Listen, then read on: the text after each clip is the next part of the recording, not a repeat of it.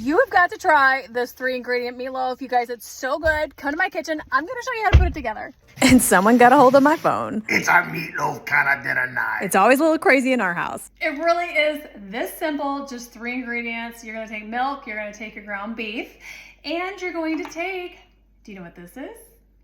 It's stovetop. Yep, stovetop. So you're going to take a thing of stovetop, your milk, and your ground beef. I normally do 2 pounds, but I only thought out 1.5 pounds today. So we're gonna do 1.5 pounds of ground burger and put that in a bowl like this.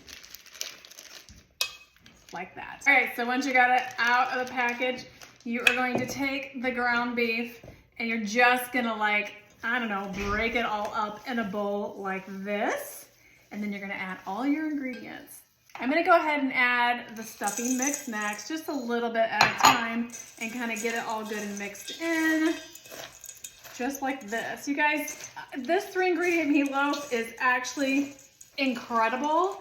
I mean, I have all sorts of homemade meatloaf recipes from my mom, 2 of them actually, that are really, really good. But when I'm in a bind and I don't have a whole lot of time, which is most of the time, because it's crazy busy mama speaking here, you're probably like me and you're just trying to figure out how in the world you're gonna get dinner on the table in time for all the activities for that evening.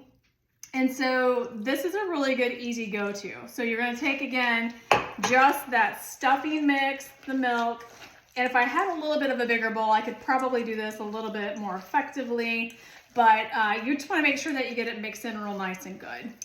And first things first, I probably should have taken off my rings, so they're gonna need a deep cleaning after this, that's for sure. Probably the worst thing about meatloaf is getting your hands all dirty, but I don't mind it. Okay, we're gonna pour in the rest of that stuffing mix right there, and the rest of that milk.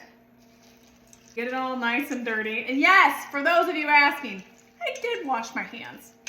And you know what? I don't wear a hairnet in my own kitchen. For those of you that are always complaining, why doesn't she have her hair pulled back? Listen, it's my family.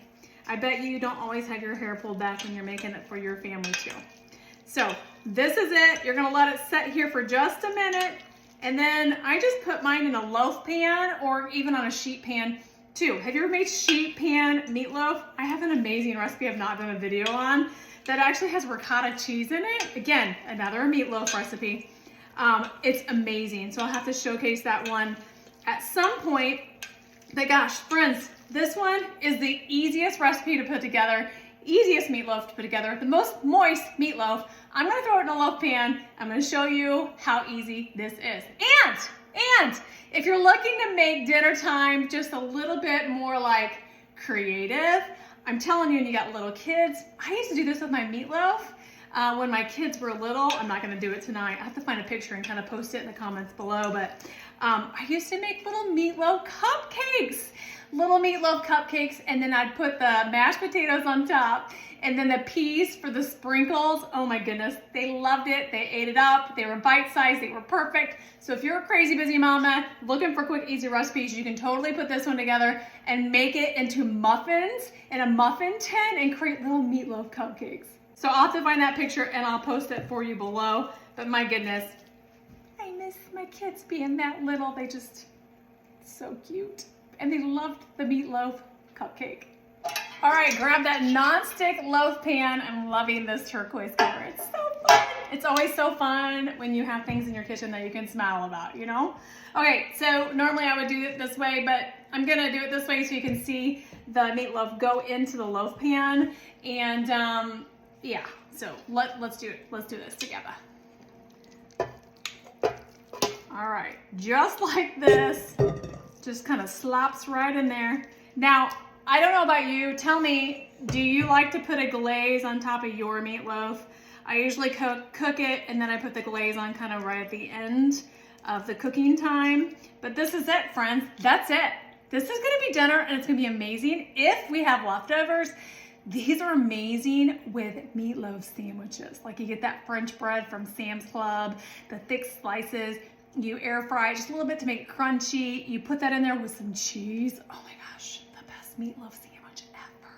So next time I'll make enough for leftovers because that sounds absolutely delicious. Do y'all love meatloaf sandwiches? I do. All right, we're gonna pop this in the oven. Oh, preheat that oven to 350. We're gonna throw it in the oven at 350 once it's preheated, which it just dinged at me, so it's preheated. And we're gonna do it for about 45 minutes. Okay, friends, let's make our glaze while that's in the oven. You're gonna take about 1/4 cup of ketchup. Our ketchup is always disgusting like this. I don't know, are we the only ones? I hope that we're not the only ones, but real life here, just gonna tell you how it is. Okay, so we have 1/4 cup of ketchup, just like this. And then we're gonna take some corn syrup, and we're gonna do 2 tablespoons of the corn syrup, and we're just gonna dump that right in. And honestly, friends, I don't always measure, I just kind of like measure with my heart. But since I was on with you tonight, I figured I should probably measure. So you just dump that right in like this. And we're gonna mix it up just like this. And this we're gonna put on probably about the last, I don't know, 10 minutes or so of the meatloaf. So it kind of gets a nice glaze on top. All right, so the meatloaf's ready for the glaze. So we're gonna go ahead and put that right on top. You can even double your glaze if you wanna do that, but you're gonna basically put it over the entire top. And then bake it in there for another, I don't know, I'm gonna do like 7 minutes. It smells delicious. Let's put it right back in the oven. And since we're having bread, I'm gonna put the bread in there right with it. So it's done all together. Okay, friends, it's ready. Let's slice into this meatloaf and plate it up for you. Okay, so I got it all plated up, and we're having meat and carbs tonight. So no judging, please. I mean, you can judge, but whatever. I know there are days that you have meat and carbs only for dinner. Okay, so we're doing mashed potatoes. You can't have meatloaf without mashed potatoes, and you gotta have a little bit of mac and cheese. So we're gonna dive into this, and we're gonna see how it tastes. Gotta get a little bit of mashed potatoes with it.